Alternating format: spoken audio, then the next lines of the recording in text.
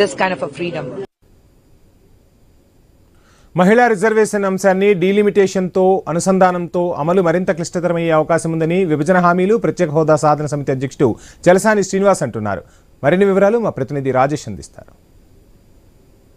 వర్గాలు పునర్విభజన సంబంధించి వారు మద్దతు పలుకుతున్నారు. మరోపక్క కాంగ్రెస్ లెఫ్ట్ పార్టీలు అయితే దీనికి ఒప్పుకునే పరిస్థితి లేదు. అయితే దీనికి గల కారణం ఏంటో ప్రస్తుతం మన వద్ద చలసాని శ్రీనివాస్ గారు వారిని అడిగి మరింత సమాచారం అడిగి తెలుసుకునే ప్రయత్నం కూడా చేద్దాం. సార్ చెప్పండి, ఇప్పుడు మనం చూస్తున్నాం ఇప్పటికే ఈ దేశవ్యాప్తంగా జరుగుతున్న ఈ నియోజకవర్గాల పెంపు విషయంపై ఇప్పటికే ఒక రాజకీయ పార్టీలో ఒక చర్చ నడుస్తుంది. ఇటువంటి నేపథ్యంలో దీనికి సంబంధించి ఇప్పటికే ఆల్ పార్టీస్ ఒకవైపు, కాంగ్రెస్ లెఫ్ట్ పార్టీస్ అయితే దీనికి ఒక పక్క ఉన్నారు. అసలు దీన్ని ఏ రకంగా చూడొచ్చు? మొట్టగా డీలిమిటేషన్ అనేది అవసరమే. ఎస్పెషల్లీ ఆంధ్రప్రదేశ్ ఉంటే బిల్లు పునర్విభజన చట్టంలోనే ఆంధ్రప్రదేశ్కి డీలిమిటేషన్ అదే సీట్ల నియోజకవర్గాల పెంపు ప్రతిపాదించారు. ఇప్పుడు ప్రతిపాదించారు 2014లో. ఇప్పుడు వరకు అయ్యిందా? పార్లమెంట్ బిల్లు అయితే నవ్వలేదు. సరే జరుగుతుంది. ఇవాళ డీలిమిటేషన్ అనేది అసెంబ్లీ నియోజకవర్గాలు వదిలేద్దాం, కానీ పార్లమెంట్ స్థాయిలో నియోజకవర్గాలు పెంచుతా 855 క్యాప్ లిమిట్ పెట్టి లోయెస్ట్ ఏదో మాట్లాడుతున్నారు. వాళ్ళు దయచేసి ప్రజలకి, తెలుగు జాతిలో పుట్టిన బిడ్డలందరికీ నేను విజ్ఞప్తి చేస్తున్నాను. 13 కోట్ల మంది తెలుగు జాతి బిడ్డలకి, ఈ దేశ మూలవాసులైన ద్రవిడులందరూ డిఫరెంట్గా ఈ దేశ పౌరులం కాబట్టి మన హక్కులు ఉంటాయి కాబట్టి మాట్లాడుతున్నాం.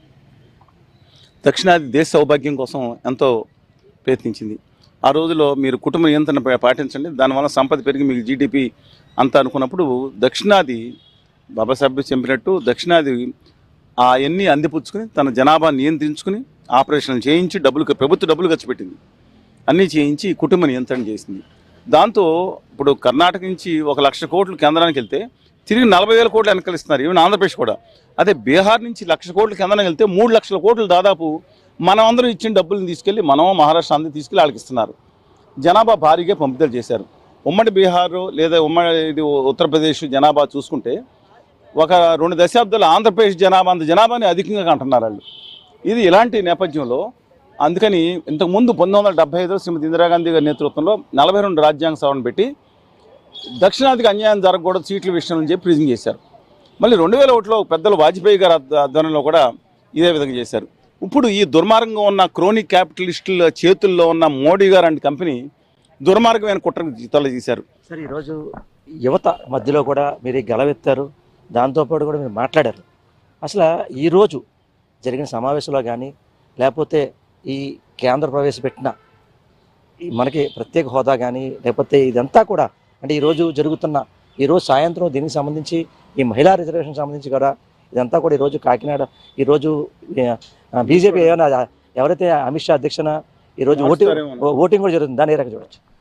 ఓటింగ్ అండి భయం కుట్ర తీశారండి. ఆ గుమా వ్యాపారుల క్రోనిక్ క్యాపిటలిస్ట్ కుట్ర చరిత్రలో ఎంత ద్రోహం ఉండదు. ఎలాగంటే ఆ మహిళా రిజర్వేషన్ బిల్లు పెట్టాలి మాకు అందరికీ అనుకూలం. ఆ బిల్లు వెనకమాలి తగిలిచ్చారు తోక. ఆ బిల్లు వెనకమాలి ఇచ్చారు. అదైతే మహిళా రిజర్వేషన్లకి ఓడిచ్చారని చెప్పి మహిళా రిజర్వేషన్ ఓడిచ్చారని చెప్పి బయటకు వెళ్తారు ఓడిపోతే. అయినా విజయం సాధించినట్టే మీకు అర్థమైంది కదా. కానీ ఓడించడానికి వీలు లేకుండా ఉత్తరాదిలో ఈ దక్షిణాదిలో ఉన్న అంటే మనం హిందీ రాని వాళ్ళందరూ దేశద్రోహులు, దేశం వదిలి దొబ్బేయాలని నీచి నికృష్టంగా వాగిన అడ్డగాడిదల్ని పనికిమాలని అదోల్ని ఎన్డీఏ కూటమిలో మంత్రులుగా పెట్టుకుంటే ఖండించని చేతకాని నాయకత్వం ఇది. సిగ్గు ఉండాలి వీళ్ళకి. ఇప్పుడు ఈరోజు జరిగే ఈ బీజేపీకి సంబంధించి అమిత్ షా అధ్యక్షతన జరిగే ఓటింగ్ సంబంధించి అంటే 290 పైచలకు కూటమికి ఉన్నాయి. 68 ఓట్ల వరకు దీనికి రావాలి. అసలు ఈ పార్లమెంట్ బిల్ పాస్ అయ్యే అవకాశం ఉన్నట్టు తెలుగు జాతి కానీ దక్షిణాదిలో ఉన్న అందరూ కూడా ద్రోహులు లేకుండా ఉంటాయి. అలాగే సోదరుల సమానులు అయిన అఖిలేష్ యాదవ్ గారు కానీ మిగతా వాళ్ళు కానీ నిలబడితే డెఫినెట్గా మేము నిలబడతాం, వారికి అభినందిస్తాం. కానీ వాళ్ళ దురదృష్టవశాత్తు అయ్యే పరిస్థితి లేదండి. ఎందుకంటున్నానంటే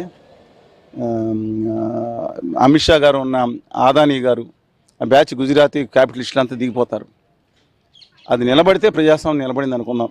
బిల్లు ఓడిపోతే వాళ్ళకి అయినా విజయం సాధించినట్టే. మా మహిళా బిల్లు ఓడిస్తాను ఎలక్షన్లో ఎవడ పెట్టమనండి. ఎలక్షన్లో అర్జెంటుగా ఎలక్షన్ల మధ్యలో ఏమన్నా పెడతాడా?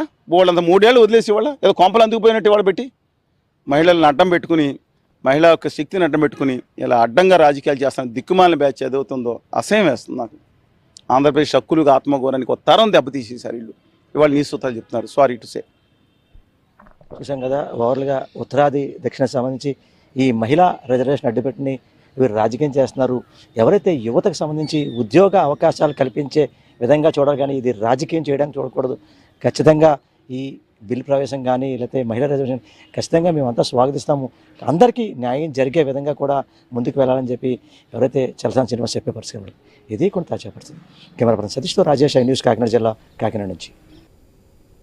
తెలంగాణలో ఉద్యోగ సంఘాలు మరోసారి